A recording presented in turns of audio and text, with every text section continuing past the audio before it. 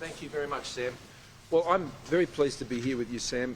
I'm very pleased to be here with Peter Dutton as Minister for Defence. I really want to commend you, Peter, for the tremendous job you've been doing as Minister for Defence and working so closely together to ensure that our Defence Forces have the capability they need to do the job that we require of our Defence Forces. So when Peter and I came into government many years ago, the Defence budget as a share of the economy that we inherited from Labor was 1.56% of the size of our economy. If we had kept defence spending at that low level, the lowest we had seen since just prior to the Second World War, then we would not have spent the additional $55 billion that we have from that time till this. And that investment in our Defence Forces has been building our capability each and every single day. And a lot of what you see around us here is supported by that investment. Now, that investment has also lifted Australia's standing as a nation with a very strong and capable Defence Force.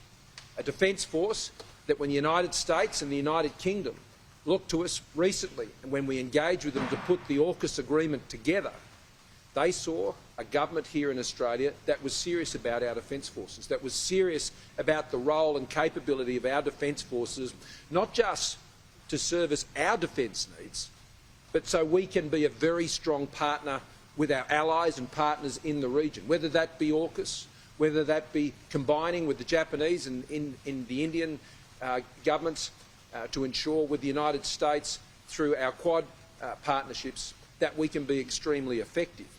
And so Australia's defence capability has been extended by our government significantly now, with spending up over 2% or around about 2% of GDP, as we promised we would do.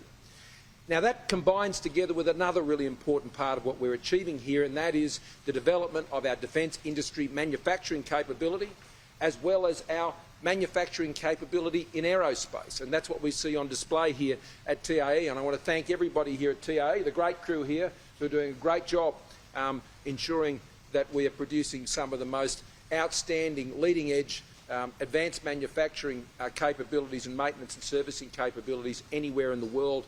And we are part of global teams that are supporting defence industries all around the world, particularly in programs like the F-35. So that's what we're achieving. And today, Peter and I are announcing that we will be delivering further major upgrades to our Defence Forces in airfield works across the RAAF bases at Amberley, Pearce, Richmond and HMAS Albatross down in Nowra, where I was just very recently. That includes basic things from pavements to lighting, drainage works, all of these. And maintenance works are necessary to ensure the operational effectiveness and safety of our airfields, which plays such a critical role in our defence capability. These projects are estimated to be around $430 million, $428 million to be more specific. And at each of these sites, we're talking about between $90 and $140 million being invested in upgrading these airfields for our Defence Forces. And that's around 90 to 160 construction personnel on each site. So it's about capability, it's about jobs, it's about ensuring that our Defence Forces can continue to do the significant job that they do all around the country. And that is part of a broader estate management task that Peter has been leading as Defence Minister, which he can speak to. Another important task that we're engaged in is increasing the size of our Defence Forces. And when Peter and I were together not that long ago at Nogra, and we announced the increase into the size of our Defence Forces, Peter made the very important point that how we look after our Defence Force personnel, and indeed how we look after our veterans, is critical to ensuring that we can build up the recruitment of our Defence Forces, taking us up to some 80,000. And that job starts right now. Now, there have been many improvements in terms of how we've invested to support our veterans. About $500 million has been invested in recent years to upgrade our capability to ensure we can better support veterans when they come out of the Defence Forces. And a lot has changed, and there is strong Defence Force veteran membership here, particularly in the seat of Blair and Ipswich and around South East Queensland. And so one of the things that has been very effective has been our wellbeing centres. Those wellbeing centres that have been in Townsville, Darwin, Perth, Adelaide, Wodonga and Nowra. And today we're announcing that we're extending that program for our wellbeing centres, some $30.6 million. Announcements there to ensure that we're expanding our wellbeing centres. The overall cost of the program is around $70 million. And that means we're establishing 14 new veterans wellbeing centres.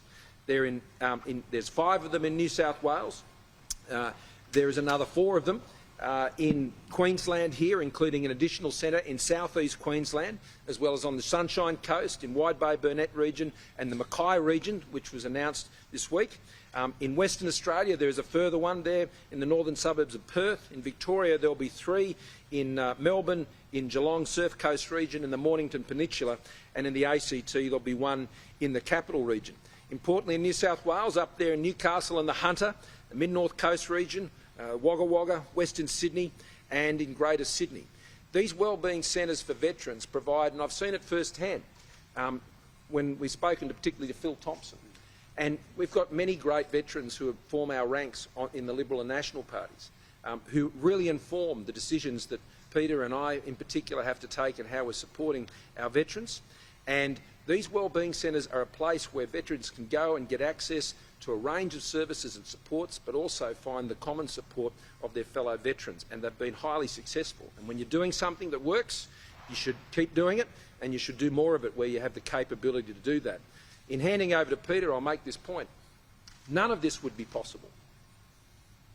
That $55 billion we've spent extra on our defence forces, supporting our veterans with $500 million of additional support. None of that would be possible unless we were running a strong economy and knew how to manage money. And ultimately, that's what this election is about.